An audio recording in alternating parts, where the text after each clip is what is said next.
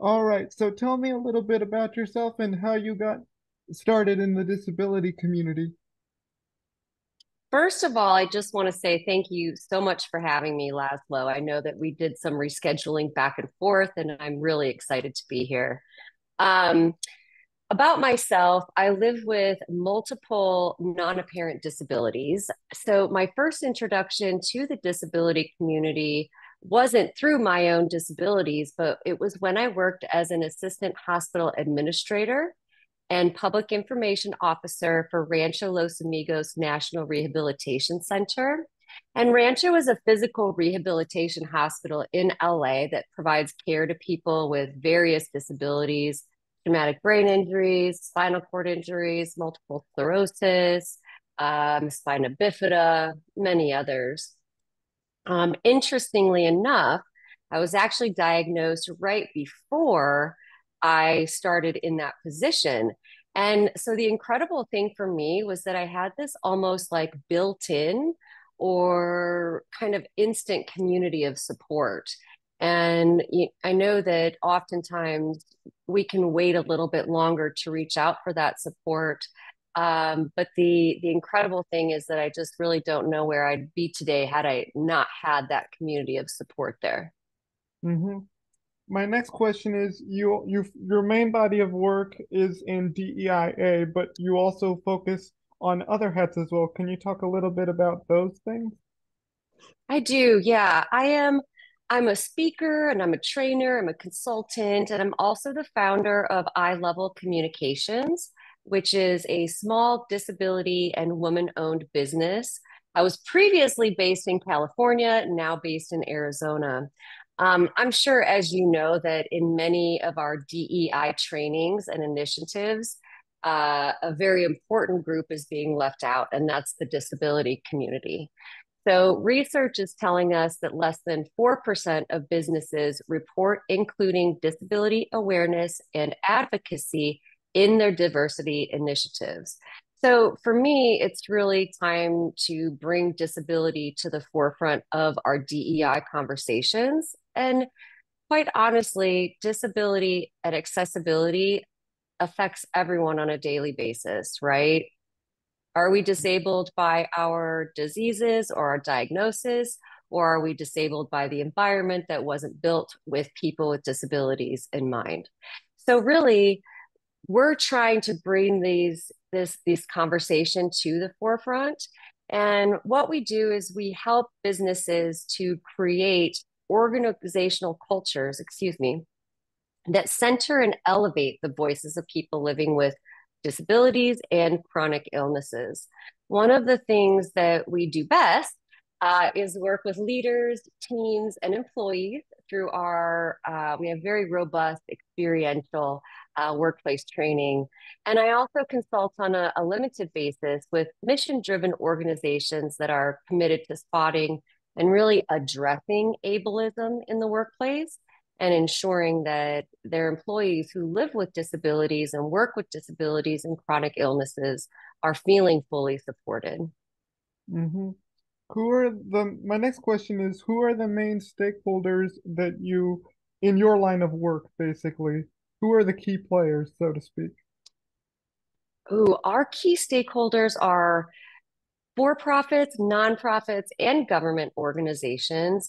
I would say that our services are for any business that wants to incorporate disability inclusion, and I'm going to throw in accessibility with confidence because oftentimes we'll see DEI without the A on the end of that, and the A stands for accessibility, and without accessibility, we can't have true inclusion. hmm my next question is, what impact does your kind of work have on the disability community? You know, you're working DEIA, but in like other hats that you talked about already. Yeah, I feel like our work impacts the community both directly and indirectly in ways. By working with these clients to ensure that they understand how to include people with disabilities in their recruitment efforts, their hiring programs, their retention processes, the hope is that we can alter perspectives and foster a more positive cultural shift towards inclusion. Because I think we all know that we can have a diverse environment that's not inclusive. So it's really about how do we create these inclusive environments. This work also advances acceptance, excuse me. And one thing I really want to say is that we've been talking a lot about belonging lately and fostering a sense of belonging. And I want to just make it a point to say that it's really important for businesses to create psychologically safe work environments in order for them to create diverse and inclusive cultures. Um, because if we are not addressing these things and we're not working to build these out, we can't create a more inclusive and accessible workplace. Mm-hmm. That was my next question, which is how do we create an accessible and inclusive workplace? Because you talked about talked a little bit about psychological inclusive work environments. So, because a lot of times companies don't often know how to make an inclusive and accessible work environment. They just start. You see these new nonprofit organizations or for-profit organizations, for that matter, who just don't know. They don't have a playbook for creating an accessible and inclusive environment. So I'm curious about your take on that and what can companies do to better achieve that goal of not just an inclusive workplace, but an accessible workplace.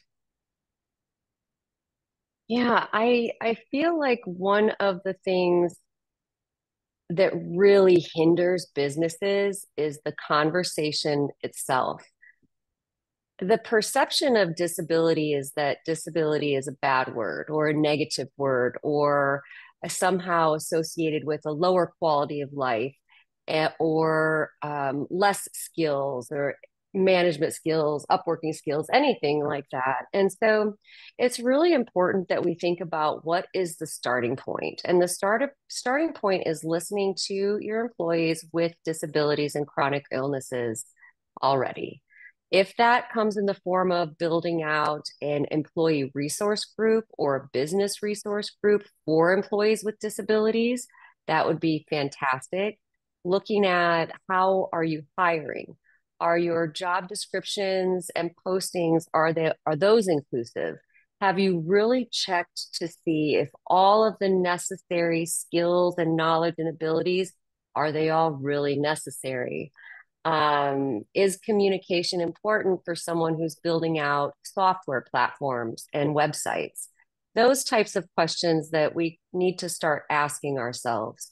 The other thing we really need to think about is as we have this big push for return to the office, that is impacting the disability community in a very negative way. And so we saw the employment levels of people with disabilities spike during the pandemic when almost overnight telework was available for people who've been asking for these for decades, right? This is something that disability rights activists have been asking for and fighting for decades. And all of a sudden, once the larger quote typical community had that need, it was widely available, and it was kind of a slap in the face to think that okay, this was something that you could have done all along. You just didn't think we were important enough to do it for. And so, as we look at return to office initiatives, one thing for businesses to really focus on is how do we keep flexibility for people with disabilities? How do we ensure that people with disabilities aren't being left out of these conversations about return to office? And so, again, it goes back to how do we elevate the voices of people with disabilities from within our organization. And that won't happen until the psychological safety, till that environment is created. And that comes with education, awareness. I always say that inclusion can be won or lost in just a few details, right? Just the smallest of words. For example, I was attending a disability focused conference, and one of the questions prior to the conference was it was an icebreaker question. If you could participate in any Olympic sport, which one would it be? And I thought, well, for a disability focused organization, it really should have included Paralympic sports as well, right? Mhm. So even those tiny things that happen, those details that we think may not matter, those details are what matter when we start thinking about including people with disabilities. Mhm. Yep.